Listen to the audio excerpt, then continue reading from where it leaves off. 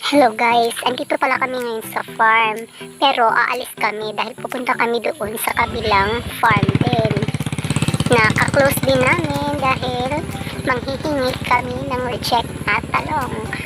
Eto nga, andito na nga kami. At saka syempre, nagdala din naman kami ng konting pasalubong. Nagdala kami ng mangga, chichirya, at saka coke.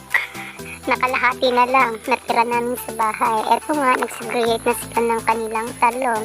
At ito pala yung nagpakyaw ng kanilang mga talong. Halos yung talong nila guys, class B. At saka yung may mga butas-butas na parang may uod, yun yung reject. Yun yung ibibigay sa amin.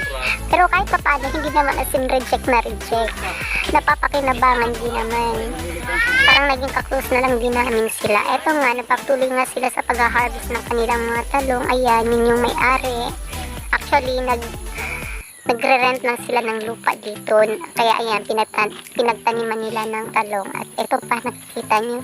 Maya-maya, ihingi natin yung kalabasang yun. Ayan, habang nag-aantay kami nabigyan ng reject na talong. Nagkagantusan na kami. Ayan. Wala nang magawa. Ayan, ang dami lang talong. At saka itong batang to, tatay ang tawag niya sa papa ko. Tatay Lo. Ang kulit ng batang to. Nakakatuwa din naman. Tatay Ernan ang tawag niya kay mama at saka kay papa. Ito ang binigyan din ni mama ng bike. Yung bike ni Baste na pinakamaliit. Para sobrang tuwang-tuwa niya nung binigyan siya ng bike. At saka ito si mama, tumulong pa.